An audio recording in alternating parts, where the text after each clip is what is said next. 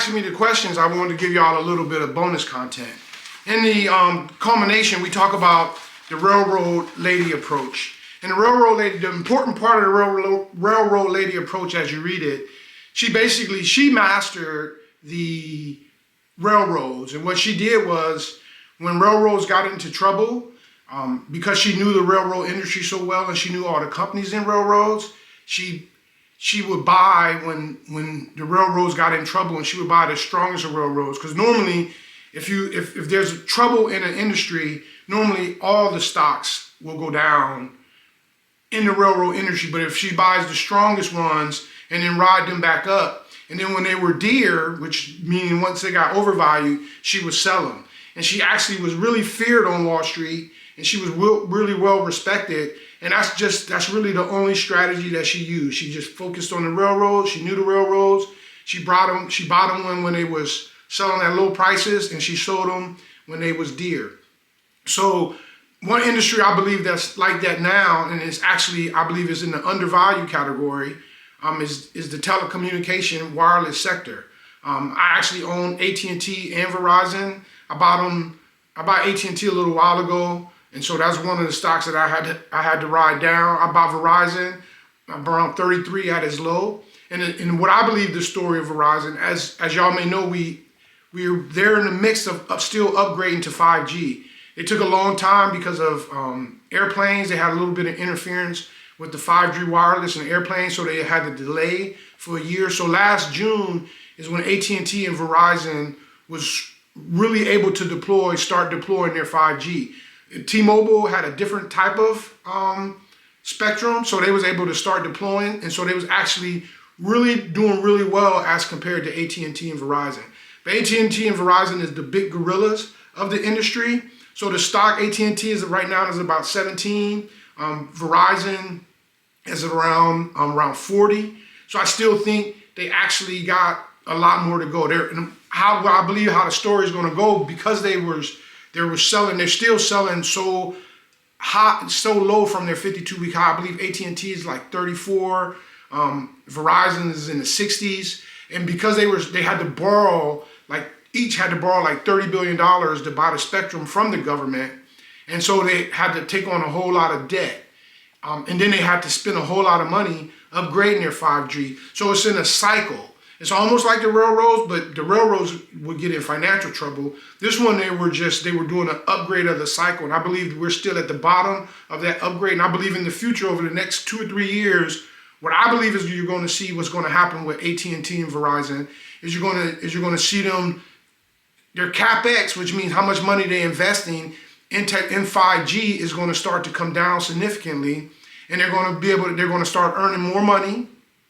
And they're going to start using that capital to pay down a lot of their debt so they can get ready, because they're already talking about 6G, but to get ready for the next cycle. So, and as they're paying down debt, I wouldn't be surprised to see them announce stock buybacks in about a year or two.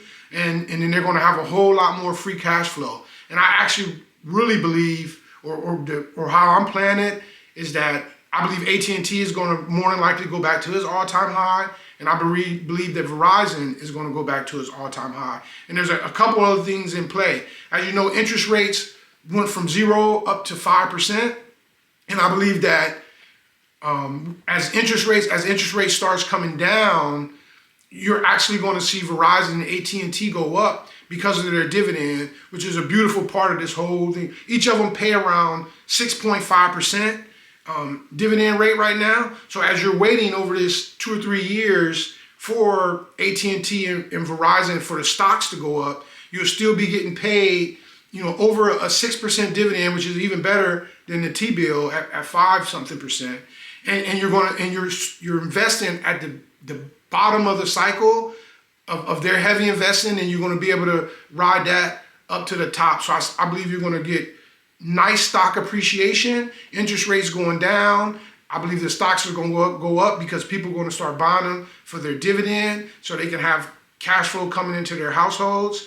And you're going to be getting that 6.5% while you're waiting to ride the stocks back up. But then when we go through the cycle, what I won't do is I won't ride the next cycle when they have to invest heavy again to to invest in 5G. And then as another nugget, if you're paying attention to the cable companies are losing video subscribers because people are cord cutting, and there's some people that like y'all probably never have cable, never gonna get cable, and so there's people cord cutting. But what's happening is Verizon, AT&T, and also T-Mobile, they're launching their 5G for home, and now you're starting to see, especially Verizon, you're starting to see them getting 250,000 subscribers to home internet, and you're starting to see cable companies starting to lose internet subscribers. And that's because, cable companies may charge $100 a month.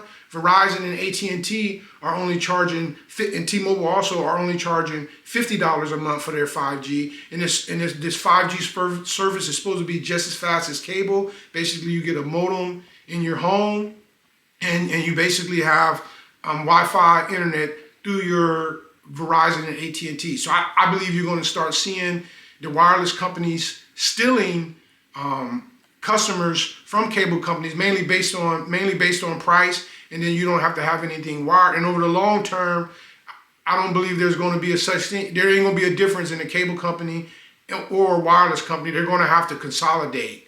But I hope y'all look into that. Go read their last annual report, which was a question my oldest son asked. Read their annual report and let me know what you think.